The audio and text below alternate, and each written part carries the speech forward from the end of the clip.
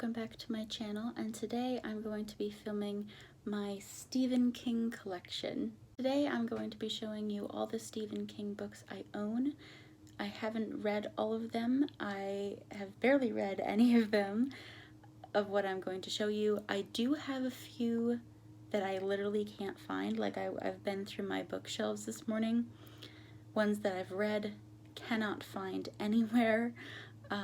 And I eventually gave up the search, and there's others that I did give away to friends and stuff like that, but I did want to show you my Stephen King collection. Full disclosure, I have a list right here. I'm going to read you the list of books of his that I have read, because again, I don't have all of them anymore. And this list isn't like in the order that I've read them, it's just a list. So I've read Misery, Salem's Lot, Insomnia, The Girl Who Loved Tom Gordon, The Running Man, Carrie, Elevation, On Writing, The Stand, and Cell. Stephen King has quickly become one of my favorite authors, and so that's why I have so many books by him that I haven't read yet, but I have a mission to read most of these this year, fingers crossed. The first book in this pile is Dreamcatcher. This is a secondhand copy. I got it from a friend. He gave it to me, and I remember when he was reading it and how much he enjoyed it, so I'm actually really excited to get to it. Next book I have is The Long Walk. So I have read some of this. I was reading it and didn't finish it halfway through. I wasn't enjoying it as much as I thought I would, so I put it down. I do want to give it another shot though, because this was given to me as a gift. So I want to finish it and tell the person that got it for me that I enjoyed it. So I read like a good chunk of it. Probably got that halfway through. If anybody that's watching this video has read it, let me know your thoughts, because if you're like, oh, it blew me away, it'll be the next one that I try to read. The next book I actually have read, which is Carrie. I really love this cover, by the way. It's gorgeous. So this is one of the first books that I read by him. It is not the first book, but it was like my second or third King, and I really like the similarities to that. This was his first published novel, I believe, if I remember reading that somewhere on the internet. But I really like that it was one of the first books I picked up, and it was one of his first ones published, if not the first one published. Next one is Heart in Atlantis. I picked this up at a secondhand book sale, a library book sale a few years ago. I think about 2 years ago. I'm at the point where I've really enjoyed the vast majority of what he's written, or like the vast majority of what I've read that he's written. So if I see a book of his and I read the back and the back is intriguing enough, I pick it up. I don't even read the first few pages. I just pick it up. So no idea what this is about except for the back context. But I'm also excited to get to this one when it finally happens. The next one I have is Bag of Bones. I think this might be the next book of his that I pick up. For some reason, it's just calling to me. I don't know. When I was getting this pile ready for the video, I was like, Bag of Bones. I've had that for forever. And it's a really big one too. I mean, he does write really big novels. But I don't know. Something about this one is really calling to me. Again, if any of you watching this has read any of his books, let me know, because I think I might pick this one up in the next few months. I have a little bit of a background story for this one. Not this particular copy, but just this story. So, The Shining. I really want to read it. I know that it is a classic of his. When people are like, you know, his classics are The Shining and The Stand and It. Like, I don't think I'm ever gonna go near It. There's things about that book that I just don't want to touch. But I'm really excited to read this one.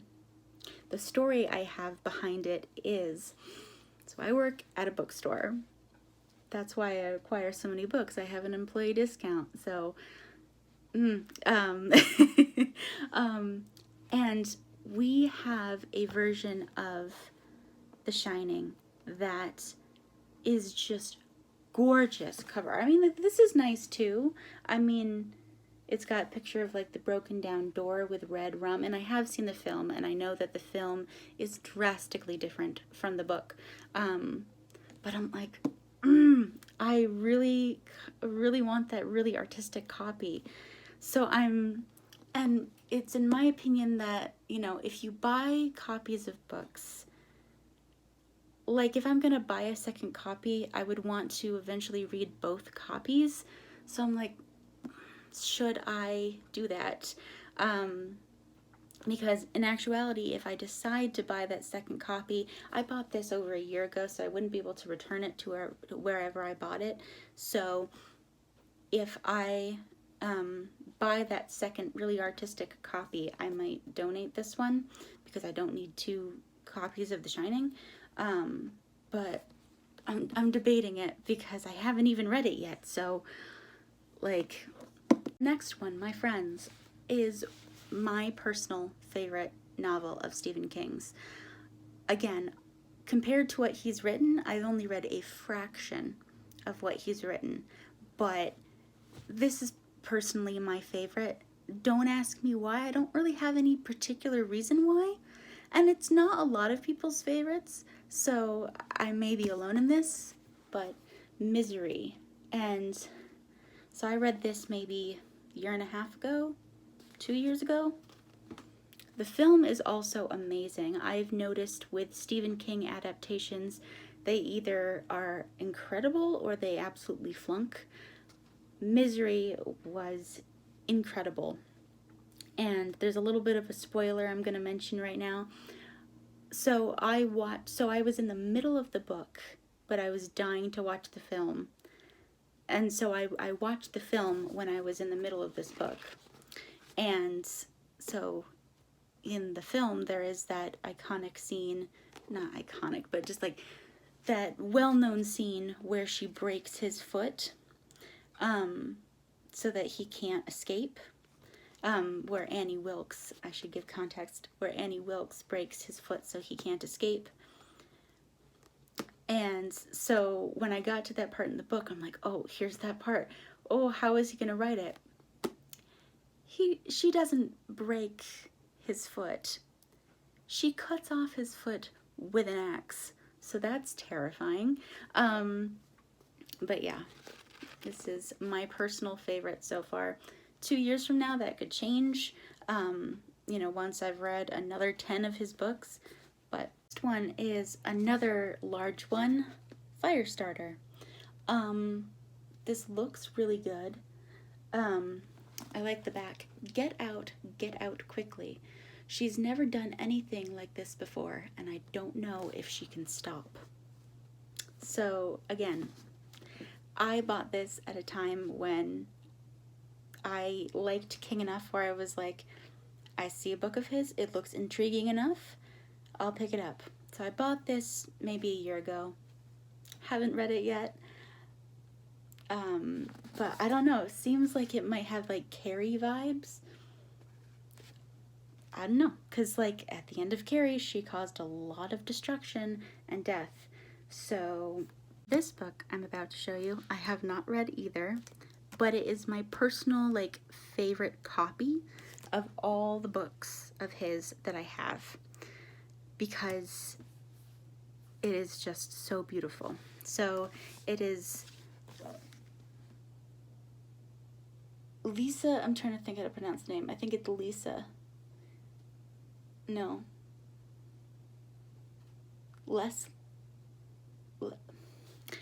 Lisey's story? Tell me how to pronounce that.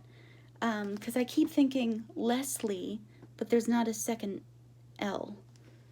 So anyway, this book, and the reason why I love it, it is so, again, I'm a sucker for very well done books. So there's the spade, the shovel, and it looks like it's just part. That's a lie. Look at how gorgeous the actual book is. Like, oh my god, even if I read this and end up not liking it, or I never get to it or something, this is absolutely beautiful. Again, I'm a sucker for book art. Like, if I don't know an author, half of the reason I'll pick up a book of theirs is because, you know, the physical book attracts me. And if I didn't know Stephen King, and this was the first book that I came across of his, following book, again, another one I haven't read, but I was like, oh, Stephen King, and it looks spooky, I'm gonna pick it up. It's Revival, and I just love that green cover with the lightning here, and like, oof, it just looks so good. And I love how a lot of his books are set, almost all of his books are set in Maine. I think that's really cool. And I know that he's making a like interconnected universe, so I'm always curious when I pick up each of his books how they're going to interconnect. So the next book, I implore you, if you are a writer, no matter what you write, if you write poetry, stories, if you write in any capacity, read this book. It's his memoir on writing. I got this for my 21st birthday a few years ago, and took me a few years to read it. I read it last year. Like, so he tells stories from his life and how it made him a writer, and also writing advice. Like, there's, you know, there's stories, there's writing advice, there's morals. It was so good, and I'm going to reread it at some point. Like him, don't like him. If you're a writer, read this. If I taught a writing class, this would be required reading. This one I haven't read. It is The Bizarre Stories of Bad Dreams. This is, I believe, again, I just randomly picked it up. I believe it is a short story collection. I haven't read it yet. But I love the cover art. Again, I'm a sucker. But yes, I love his cover art. And I love King, and so I was like, that looks intriguing. And I'm really interested. I don't really, in general, read short stories, so I think this is going to be enticing. The next one is also a short story collection, and that is If It Bleeds. This came out this summer, I think, and when I was compiling all these books this morning, something that intrigued me on the back. In January of 2021, a small padded envelope addressed to Detective Ralph Anderson is delivered to the Conrads, the Andersons' next-door neighbors. So I just find that interesting. So he was technically writing in the future. You know, if he was writing this in 2020 or 2018, like, I don't know how long he was working on this, but I find it really interesting that he was writing about 2021 before 2021 happened. I don't know. I mean, 2021 has barely started, but we're in the middle of a pandemic, so it's not fun so far. The final book I have to show you today is The Outsider. Similar to The Long Walk, I did start this. I am a mood reader, so if I'm not in the mood to read something, it's not going to be enjoyable for me, even if I normally would love it. Still have the bookmark where I stopped. I stopped on page 54. So I was really enjoying this, and I was really, really invested in it. I have this weird thing where I can be really invested in something and not at the same time. So I just really wasn't in the mood to read a big book. This is over 500 pages. I wanted to read small, quick stories, like a 200-page book. And I also just wasn't in the mood for anything spooky. But I do want to pick this up again this year because I want to get to If It Bleeds, and I've heard that there's a character from The Outsider in one of the short stories of If It Bleeds, and so it makes more sense to read this book before If It Bleeds. But I was really enjoying it, and I do plan to full-on finish it. I'll probably start from page 1 again just to refresh myself because I hardly remember anything that I read. But yeah, so I read this but not read this. I highly encourage you to pick it up. I was really enjoying it at the time. Yeah. Those are all the Stephen King books I own.